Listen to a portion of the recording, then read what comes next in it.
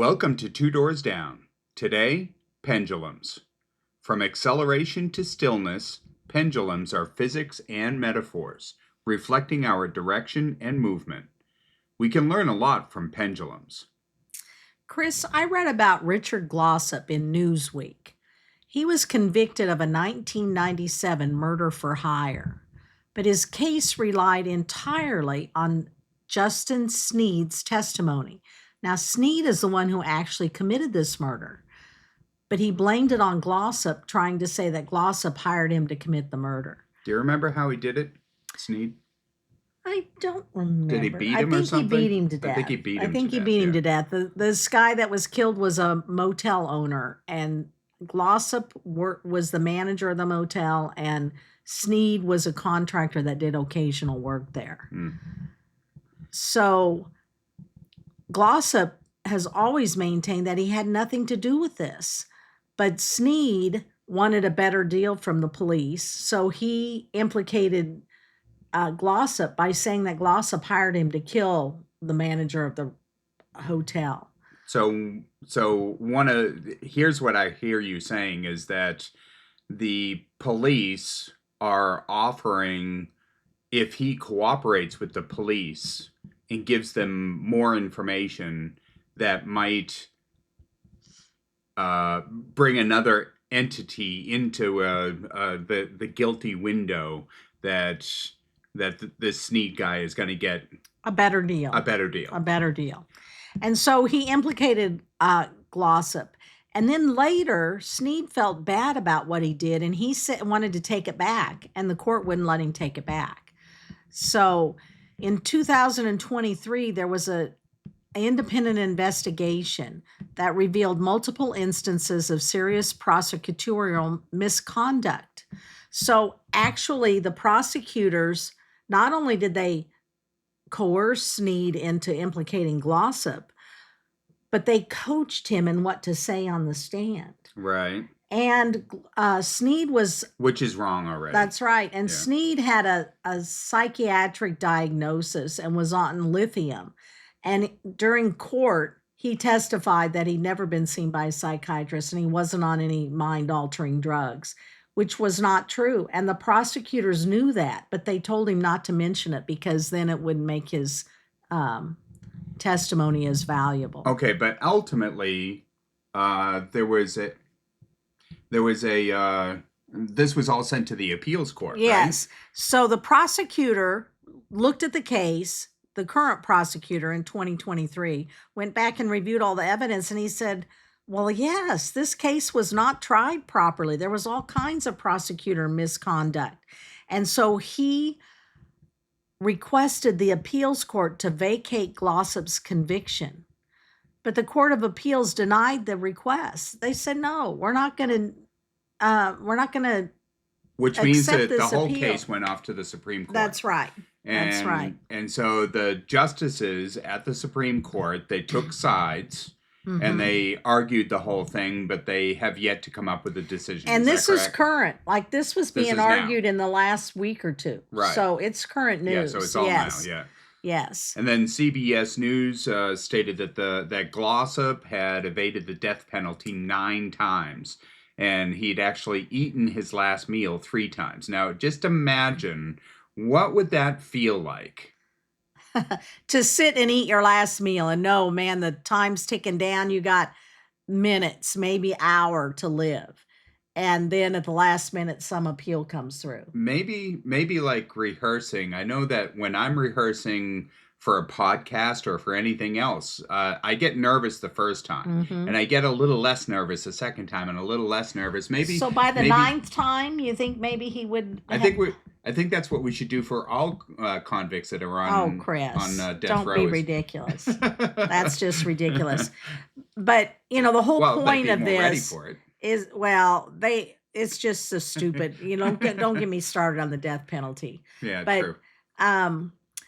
Glossop is a pendulum. He's on, facing his execution 9 times and then been reprieved at the last moment.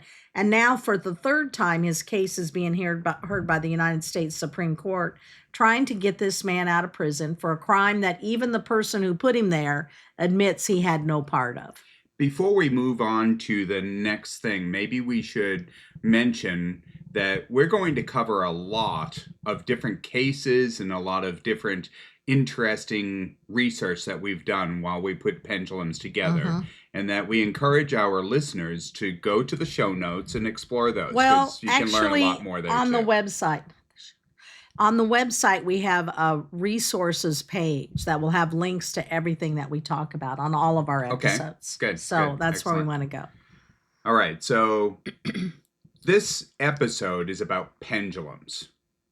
And we just mentioned that Glossop is a pendulum. His whole story is a pendulum. Everybody's story is a pendulum. The reality is that pendulums are these, it's a weight hanging from a string freely so that it can just swing. It can swing back and forth.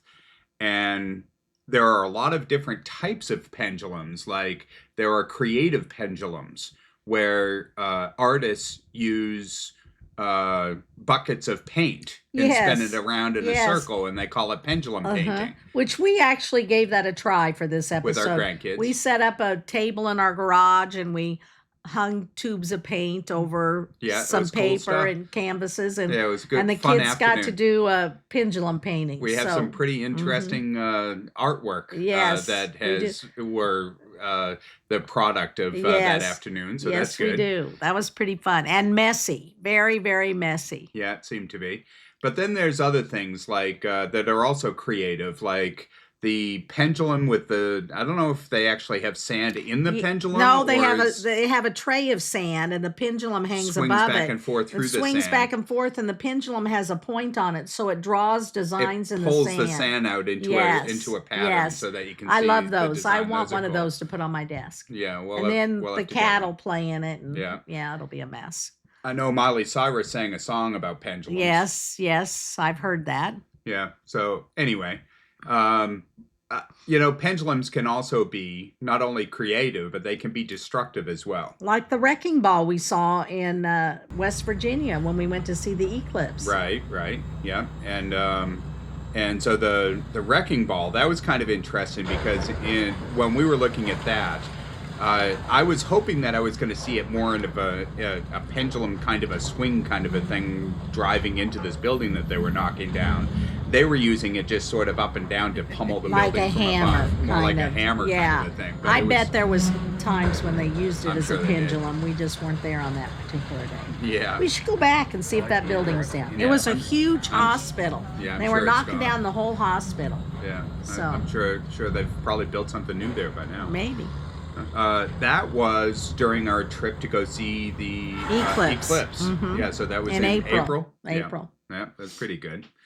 So pendulums, you've got this creative stuff, you've got this destructive stuff. There are interesting videos that I've watched on YouTube about pendulums. Well, there's some properties of pendulums, which I didn't know till we started looking into this episode, but the property of it's going to go in one direction the same amount it goes in the other direction, so you can actually kind of know where balanced swing from left to right. Yeah, so tell us about that and then right guy to left. Who does it in his college class. Oh yeah, that's pretty neat. And so that guy, he actually takes this. I think it's like this 12-pound chunk of, I don't know, steel or something. Like a cannonball or something. Like a cannonball, right. But it's hanging from a string, and he holds it against his chin and lets it go. And it swings all the way out to the far side of the room and all the way back up again. And when it gets to his chin, it doesn't bash him in the face because there's some element of the energy that's conserved in the swing of this pendulum so that it will never go higher than it ever started. So that's kind of interesting. That is interesting. You asked me one time about whether a pendulum is perpetual motion, and it's not. It's not. So a pendulum, it actually eventually comes to a stop. It'll come to a rest, and that's the point of equilibrium, which is straight down, just hanging straight down. Yeah. Which is also kind of interesting because I thought it was an interesting question to ask Google. Is a pendulum a plumb bob? Are they the same thing? So I'm in construction for a lot of my life, and plumb bobs were these things that you would hang from a string freely, and wherever it came to a rest at the very bottom, you could tell that was perfectly plumb. A straight line. It was a straight line. That was a vertical straight line. So when you're hanging a piece of sheetrock, if you want it to be plumb, or putting up a piece of wood, you can use that plumb line to make sure it's straight. The answer I got back from Google, I thought it was kind of funny because I'll tell you, of all the episodes that we've had, which, by the way, our podcast is really kind of focused on time and all of the different facets of time, and pendulums are definitely a part of time and timekeeping. So we'll get to that later in the episode. But I asked Google about this thing, and the response that came back from Google was rather humorous to me because I've been bored to tears learning about pendulums. They're these swinging things that are going back and forth, and it kind of reminds me of that hypnotic thing where somebody is trying to hypnotize you and they swing a pocket watch back and forth. I think there's a difference kind of fall asleep. I think there's a difference between being bored to tears and being mesmerized. Okay, well. So you've been mesmerized. You haven't been bored to tears. That's right. I'm mesmerized. Because I haven't seen you crying. Yeah, that's the word I should have used, is mesmerized. You're mesmerized. Yeah, I was mesmerized. Yes. I was mesmerized right into an unconscious stupor. Yes. While I was researching. That's the right word. Yes, okay, good. So anyway, I thought it was interesting because Google's response was sort of a yawn too, and Google, if I quoted it, Google said something like, well, sort of. And then it went on to talk about... For Google to say sort of. It always has an answer, a direct answer. I've never heard it say sort of. And then, and so it said that a pendulum is one of the elements of the definition of a pendulum. It incorporates movement. So a pendulum's job is to swing. And a plumb bob's job is to hang. Ah, yeah. So the difference between them, one doesn't move and the other one does move. And they're both just as boring. Kind of sounds like mesmerizing. Kind of sounds like monkeys. They're swinging or they're hanging. Right. Okay. Yeah. So does that make monkeys pendulums and plumb bobs? I think that they could be, especially if you tied one to a string. Well, okay. So, all right. I thought it was interesting that this guy showed some other interesting things, but you can check that out on the website as well. Just check out the video and watch the video. But there is also an interesting concept that has to do with this. I did find interesting. This is sort of the physics behind it, and that a pendulum, the length of the string of the pendulum determines how quickly the pendulum swings from left to right. One cycle of it, the longer the string, the longer the period of time it takes to get from the left all the way over to the right and then back to the left again. So that swing has a cycle to it, and the longer the string is, the longer that cycle. Well, that kind of makes sense because if it's a longer string, it can go out further because it's longer, so it has to be longer here. Right. I suppose so. But if you shorten the string, then how long it takes to get from side to side is a lot more rapid. And so the point of this is that if you're going to build a clock, then a clock, its whole idea is to count seconds, and a second is a period of time. So if you lengthen the string and it takes a second and a half to get from the left all the way to the right, then that's too long for a clock. So you have to shorten the string in order to get it to has just to be very exactly. precise. It has to be precisely. What's the word for it? It has calibrated. to be calibrated. That's right. It has to be calibrated to a certain length, so that now. I thought it was fascinating that back in the 1600s, there was a guy that actually made a pendulum clock that for the next 270 years was the most accurate clock that mankind had ever been able to come up with. Is that the one that's by here at the NIST? There is one that's at the NIST that is the best version of that clock, yes. Which is only like an hour's drive from here, and we decided to go see it last week because we wanted to talk about it for this episode, but it was Columbus Day and they were closed. Our timing was off. Our timing was off. Maybe our pendulum was just too long. Yes. But whatever it was. But anyway, we didn't get a chance to actually see the clock, but there are images and there's more information online about it. So we did learn a little more about it. That particular pendulum clock, I thought it was interesting because there's two pendulums in it. And one pendulum is encased in a vacuum with a certain gas, like some inert gas or something that keeps a very precision kind of an environment around the pendulum that's swinging in this environment. It does not run the clock. What it does is it regulates the other pendulum to make sure that it stays accurate. And so between the two pendulums, one being one that's suspended in it's like a control. It's a control of the rest of the clock. It keeps everything on.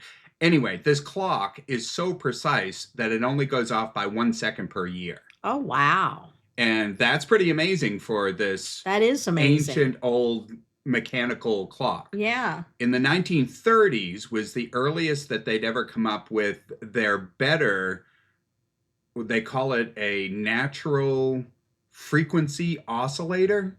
So basically what they're talking about is the time for a pendulum to swing back and forth is an oscillation. And that's how a clock keeps time. But in the 1930s, they discovered that they could use quartz. And it is also a harmonic oscillator. That's the word for it. So it's a harmonic oscillator. And quartz is even better than a pendulum. And so they started using quartz instead. Now quartz clocks are way better than a pendulum, and we have gotten better and better and better at keeping time. So if you really want to get into all of this stuff, you can talk about atomic clocks and all kinds of things. But this episode is about pendulums. Okay. So you were telling me about the cultural pendulum. Right. Now, here, there's a distinct difference between everything that we've discussed up to now. So before this, up to this point in our podcast today, this episode, we've talked about pendulums in a very physical sense. But pendulums also are a great metaphor to describe certain trends.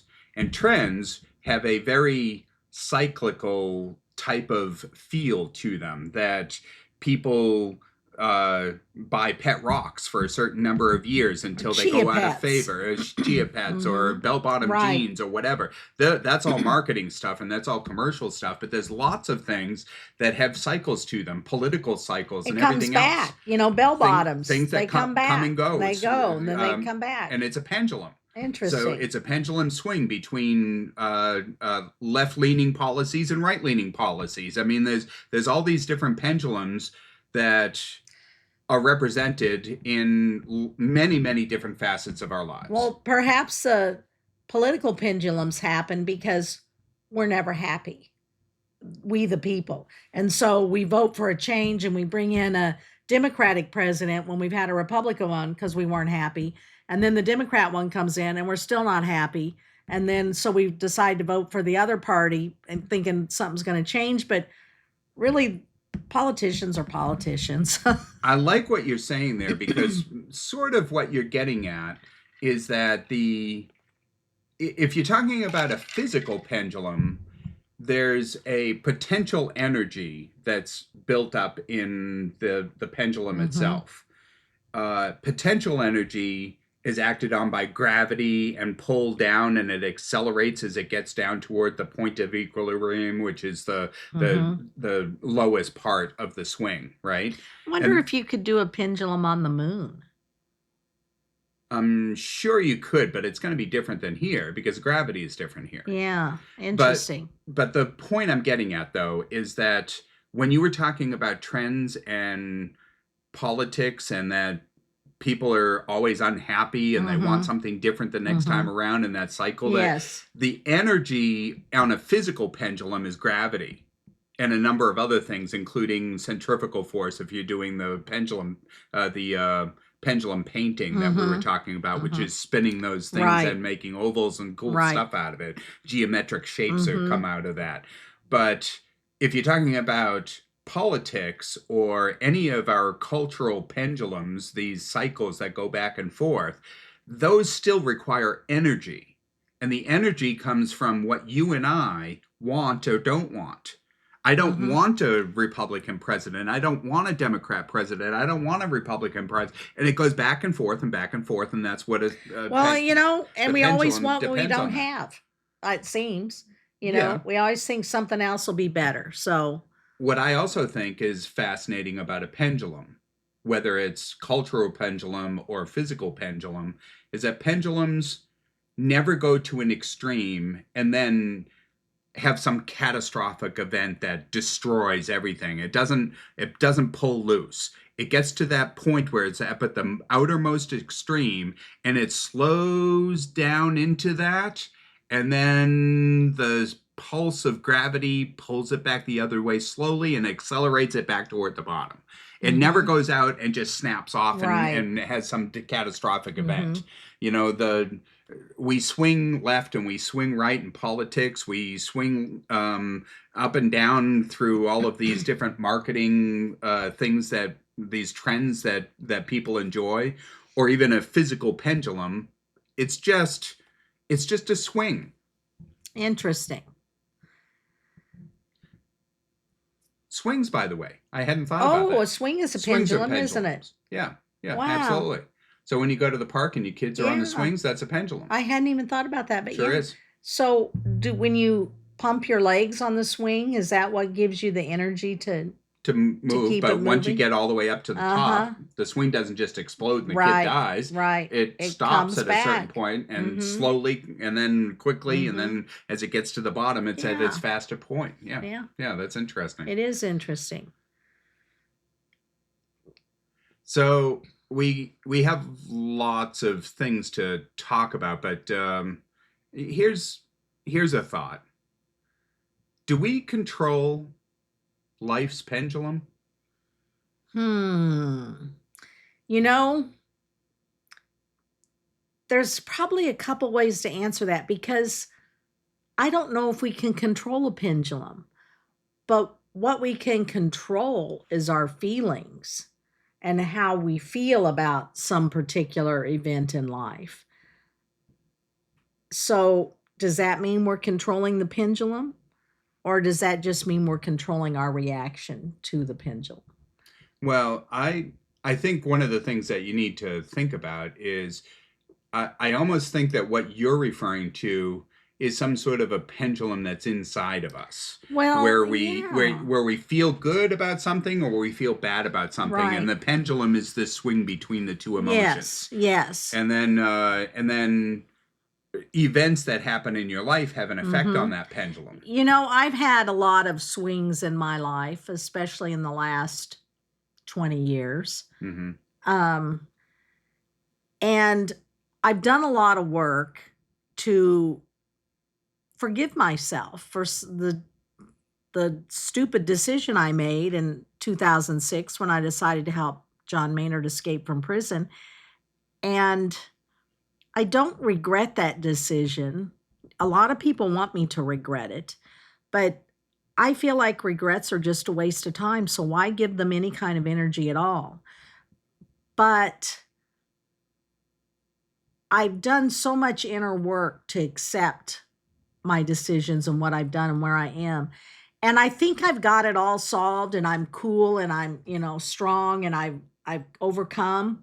And then somebody will write a comment on one of my Facebook posts and say, "You're just disgusting. Shame on you. How could you have done something like this?" And it used to be that I'd read those and I'd go, "Oh my gosh, I am so bad. That was dumb." And it would bother me.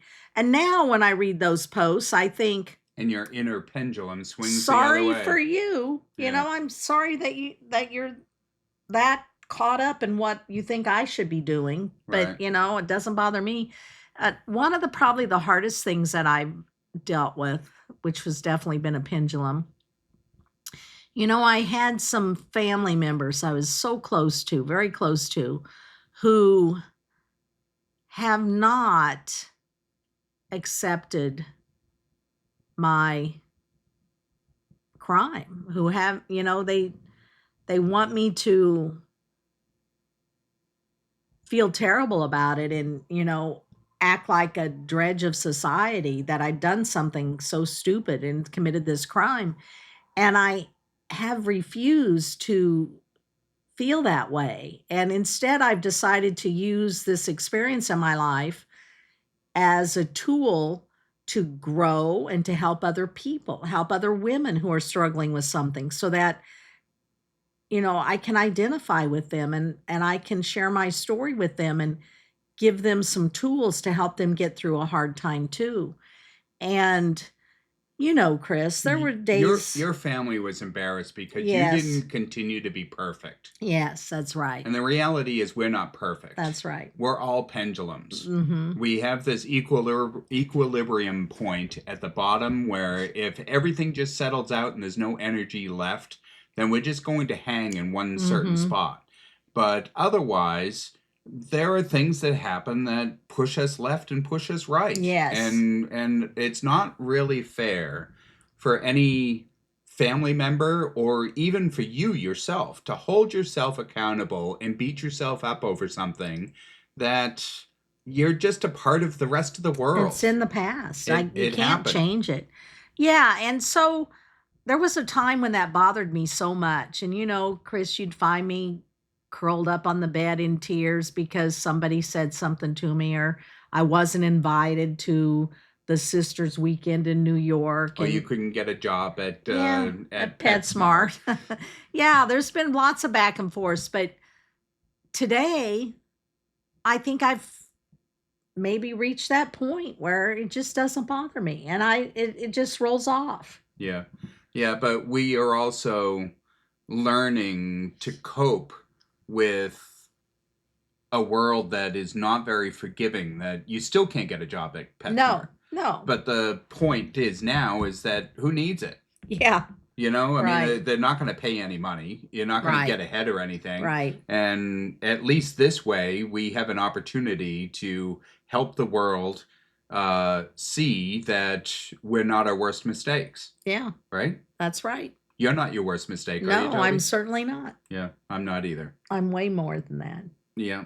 That's just a little stepping stone. It was a catapult, actually, but Yeah. What scares me is I hope that whatever mistakes I've made the worst ones are behind me. Oh God, and not ahead of me. But you don't know. No, you None of us don't do. know. You don't know. But you don't know what the pendulum has for you. I've used up my mistake quota.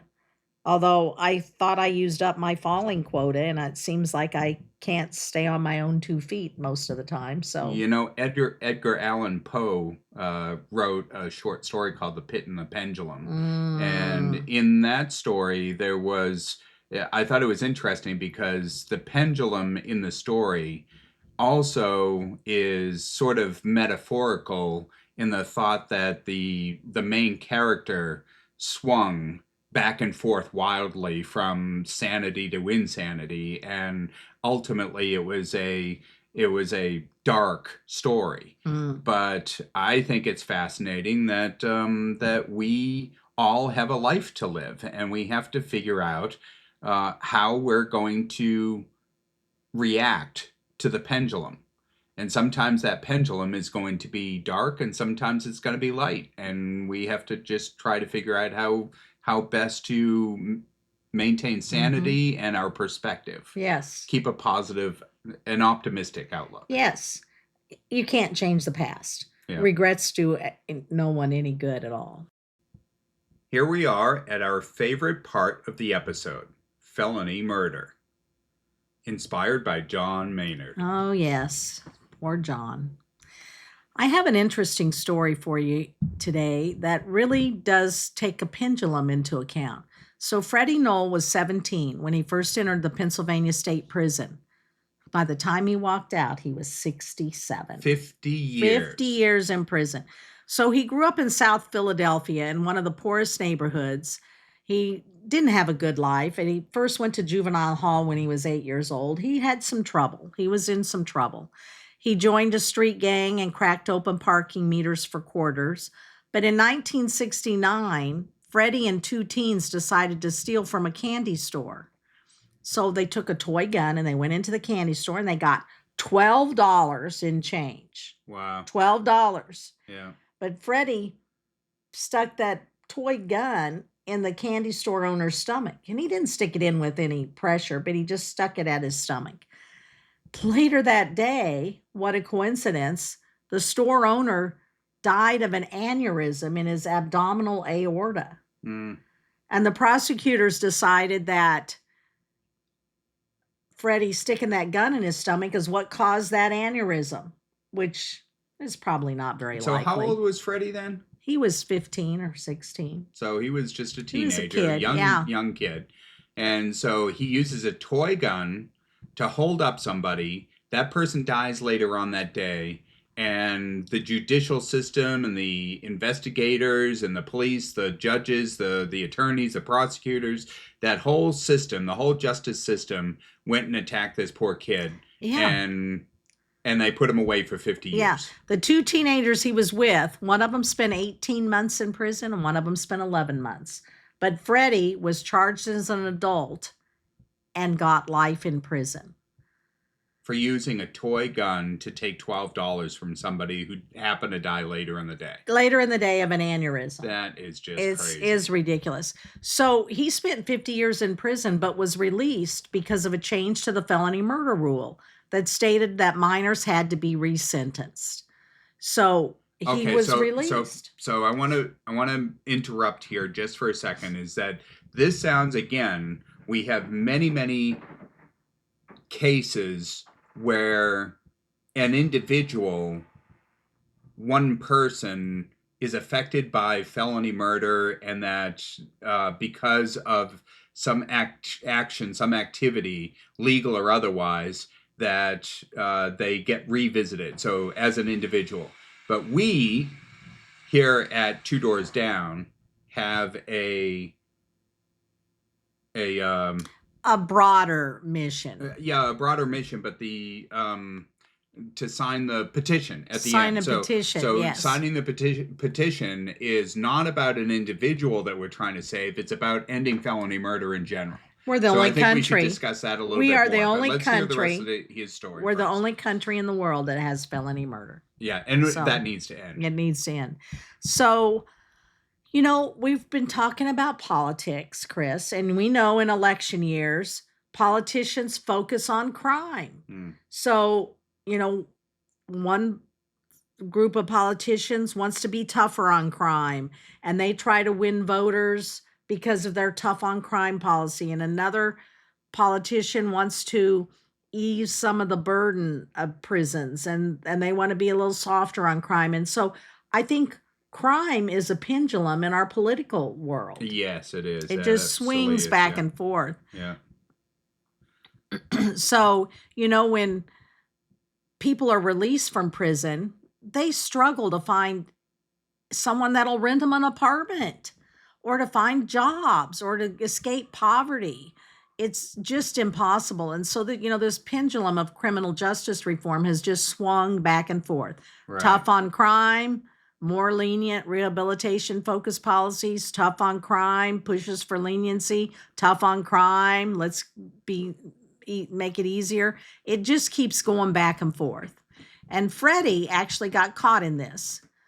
During his 5 decades in prison, Freddie learned to farm and deliver calves. He learned to give calves shots for pink eye. He'd been a dental technician making false teeth for inmates. Well, probably false teeth for real people too, because a lot of industries are inside prisons and the inmates do all the work and they ship the products out to sell. They pay the inmates a penny a day and so he has creditable skills. He has lots of skills. He was a bookkeeper. But when he gets out, he couldn't find a job. No, he can't get a job. He couldn't even find a job to clean a bathroom. Right. Or at PetSmart. Right. Well, that was my... So getting any employment, it doesn't even have to be gainful employment. Getting employment at all for a felon is really very difficult hurdle to overcome. And if we have employers out there listening, I really think one of the best employees you'll ever get is a felon, because they'll be so grateful to have a job and they will never want to do anything to jeopardize them being able to keep that job. So there are tax breaks for felons. And there are tax breaks. You get a $2,500 tax credit if you hire a felon. You're right. So, yeah, but still, if you have a pile of resumes and you're trying to sort them out, I can understand why managers and business owners would have a hard time thinking that getting a felon on their staff would be a benefit. Yeah. Yeah, and I think a lot of times it's difficult to find a felon. You are a felon, Toby, but you have 2 master's degrees. Yes. Mm-hmm. So that is no joke. That takes somebody with character and perseverance and an attitude that would really benefit any employer. That's right. And still, how difficult is it still for you to get a job? Yeah, I haven't. Just because you have this felony. Right. It's really pretty tough. It's crazy. So, Freddie talks about he can remember the gleaming plans he had when he learned he was going to be released. He was going to rent a place of his own, reconnect with his family, and revel in the pride that comes with a paycheck and a purpose. He'd go for job interviews, and the managers loved his attitude. But then the background check comes. And unfortunately, they decide to move forward with other candidates. So, Freddie says that it all seems so naive now looking back, and he just didn't have a clue. So he struggled with finding a purpose. And 2 years ago, he decided, well, I could at least pick inmates up from prison on the day they were released. So he put out the word to friends on the inside. He persuaded guards to put up notices in prisons across Pennsylvania. And so anyone who didn't have family or friends to get them, he'd be their ride. Now, Noel recruited a handful of drivers because he doesn't have a driver's license because he hasn't been able to get a job, so he can't afford insurance, so he can't drive. So Noel, did he ever find any kind of employment? I mean, he can't actually be making money. I don't think by picking up inmates. Now he's 72. I don't think he has employment. Maybe volunteers somewhere. I don't know, but I don't know what he does to survive. Maybe lives on the state or something. I mean, at 72 years old, I should think there'd be some sort of help financially, a roof over his head and food on the table. But those are just basic needs. You can't really get ahead with any of that. That's right. So this handful of drivers that Noel recruited, or Freddie recruited, they picked up 43 prisoners in less than 2 years. And every time they pick them up, Freddie watches them, from his perch at the prison gate. He watches them walking out, and they're caught in a pendulum of their own between hope and despair. They have all these plans for the future, and, life's going to swing them in the despair arc because none of the plans are going to work. So the last person that he picked up, that he was featured in this story in the Washington Post, he picked up this guy, and he got in the car, and he had a whole roll of house plans. He'd been drawing these house plans the whole time he was in prison, and he was determined he was going to build himself this house, and he was showing them where the rooms were and where all the storage was. He had these grandiose plans, and he asked Freddie and the driver to drop him off in this one area of town. And they said, no, that's not a good area of town. Let's take you to the Freddie is halfway giving house. him advice. Yes. Don't go to that part of town because Yes. you're just going to get in more trouble. Yes, you're just going to get in Let's bring trouble. you back to the halfway house where you belong. And let's deliver you there safely, and you can get started on the right foot. And this guy with a head full of dreams about building his his house own plans house tells Freddie. He tells him, you probably have a good point here, but I feel like getting outside and getting some exercise. So why don't you just drop me off here? We're a couple blocks away and I'll just walk because I feel like getting out of the car.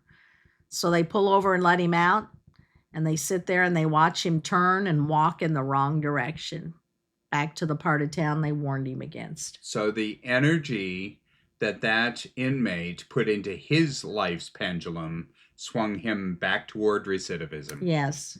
So instead of pursuing his dream to build a house, he decided to go to the bad part of town. That's right. That's crazy. Yeah, so Freddie says, he sees guys come out and end up back in prison within weeks. And he's seen those come out with these big ambitions, and after a while they lose hope because they run into the bitter reality of how difficult it is to get a fresh start. We've said it before, and we'll say it another 100 times in our podcast, that we're only as good as the company we keep. That's right. And if you go back to the bad part of town, you're just asking to go back to prison. That's right.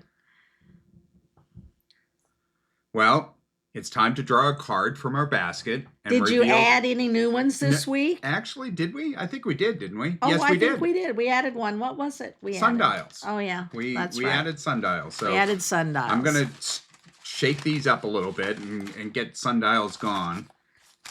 I'm gonna shuffle them because you don't trust my shuffling. I don't trust your digging in the basket. If I pull out sundials, it's not my fault. Okay.